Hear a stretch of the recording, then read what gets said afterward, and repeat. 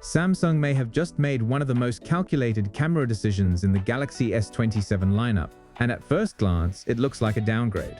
The newest supply chain details for the Galaxy S27 Pro have left a lot of people underwhelmed. This was supposed to be the smallish Samsung flagship that finally gave you serious camera hardware without forcing you into the biggest, most expensive phone in the lineup.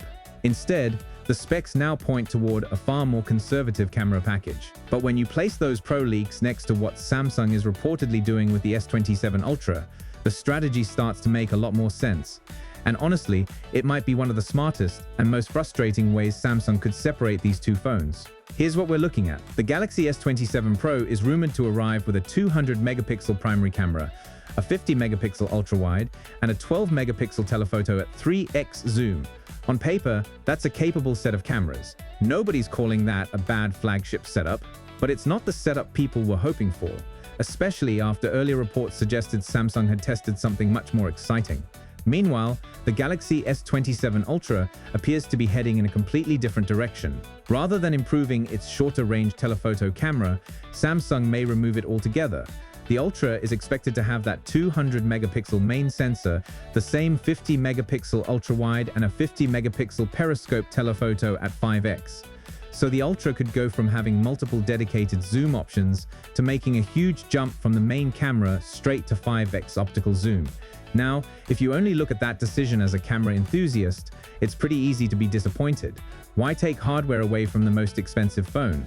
Why not make every camera better? And why would Samsung give the Pro a dedicated 3x camera while the Ultra potentially loses its own short telephoto lens? Okay, so here's where it gets interesting. Samsung may not be building these phones to win the same comparison anymore. It may be designing them specifically so that comparing them directly becomes a lot harder. For a long time, the Ultra's job has been pretty obvious. It's the Galaxy phone with everything. Bigger display, bigger battery, more premium features, and the most flexible camera system. The Plus model has also played an important role in that ladder. It sits below the Ultra, gives buyers a large screen option, and makes the Ultra's high price feel easier to rationalize. If you want the absolute best Samsung offers, you spend more and move up. But the Pro creates a different problem. The compact premium Galaxy with a genuinely strong camera system can be incredibly appealing.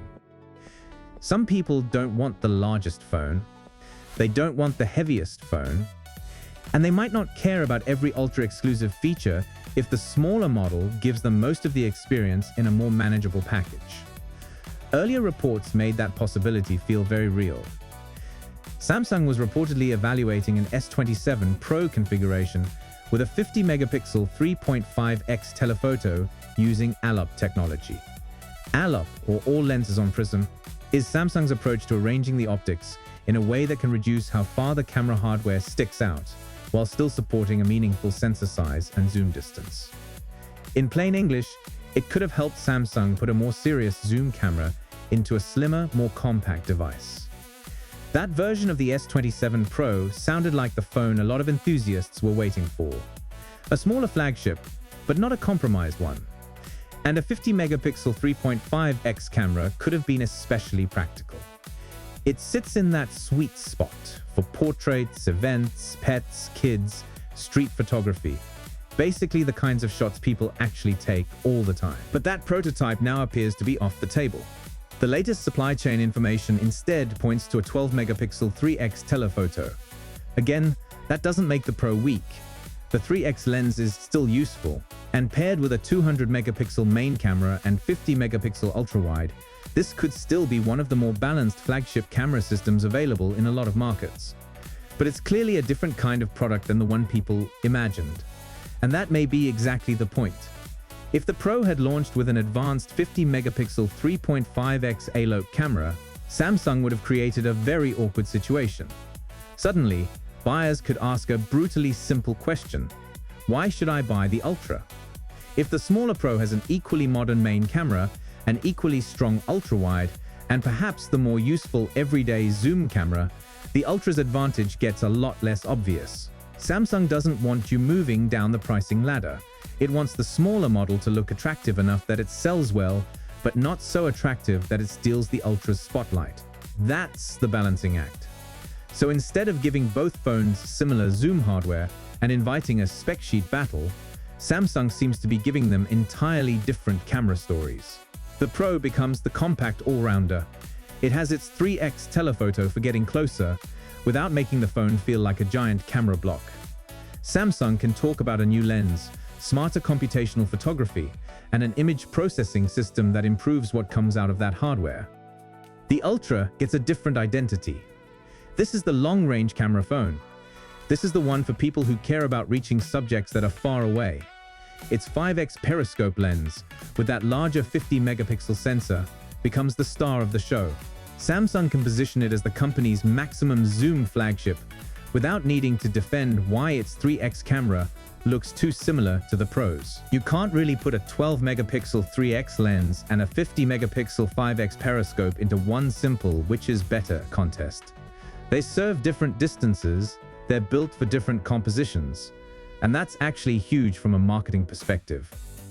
Samsung has made the choice less about whether one camera is objectively superior and more about which type of camera user you are. The catch, though, is that the Ultra still needs to handle all the zoom levels between 1x and 5x. And that is where removing the 3x telephoto becomes a much bigger deal than it first appears. Think about it. The rumored Ultra setup jumps from a 200-megapixel main camera to a 5x periscope. But what happens at 2x? What about 3x? What about 3.5x, 4x, or 4.1x? Those aren't weird edge cases. Those are common framing distances. You use them when 1x is too wide, but 5x is too tight. The obvious answer is cropping into the main camera sensor. And yes, a 200-megapixel sensor gives Samsung a lot of pixels to work with. But here's the thing. Megapixel count alone doesn't solve every problem. Current Galaxy flagships with 200-megapixel cameras generally produce 12-megapixel photos by default. That happens because combining pixels improves light capture and helps control image noise. In other words, the camera isn't always treating all 200 million pixels as separate pieces of usable detail in every situation. If Samsung crops directly from the full resolution output for intermediate zoom, it can preserve more apparent detail, but it can also reveal more noise. If it first combines pixels into a lower resolution image and then crops, it may get a cleaner result, but there's less detail available for the crop. That's not a software failure. That's just the trade-off. Physics is still in the room. There's also uncertainty around the exact new main sensor Samsung will use in both the Pro and Ultra. Even if the rumored 1 or 1.12-inch ISO-cell HPA ends up being the sensor, it's hard to imagine it delivering perfectly consistent quality from 1x all the way through 5x using crops alone. A dedicated telephoto lens exists for a reason. It gives the camera real optical reach, rather than asking software to reconstruct what wasn't captured as cleanly in the first place. Now, Samsung will almost certainly lean hard into AI for that middle zoom range. Expect enhanced sharpening, noise cleanup, detail reconstruction, and probably some new marketing name for it. Because companies rarely want to call something digital zoom when they can give it a premium-sounding label. It may look very good in the right lighting, and Samsung's processing has plenty of room to make those shots more appealing. But AI can improve the starting point. It can't fully replace dedicated optics, at least not consistently. A properly designed telephoto camera still has the advantage when you need reliable optical detail at that focal length. So why remove the 3x lens from the Ultra anyway? One possible benefit is internal space. Reports have suggested this could help Samsung reconsider the camera layout, and it may also create room for magnets and proper QI2 magnetic power profile support. That would be a meaningful quality of life improvement. Magnetic charging and accessories are something a lot of Galaxy users have wanted Samsung to implement properly. Still, when you're talking about an Ultra phone, removing camera hardware is a difficult trade. Other premium phones have reached the physical limits of cramming bigger optics into a phone body and have even turned to external telephoto accessories. That tells you just how valuable camera space has become. So it's hard not to see this as a deliberate compromise. And the clearest explanation is product separation. Samsung may be willing to sacrifice some of the Ultra's short to mid-range zoom flexibility because the larger goal is making the Pro and Ultra feel like distinct purchases. The Pro gets to be the sweet, balanced, easier-to-carry flagship.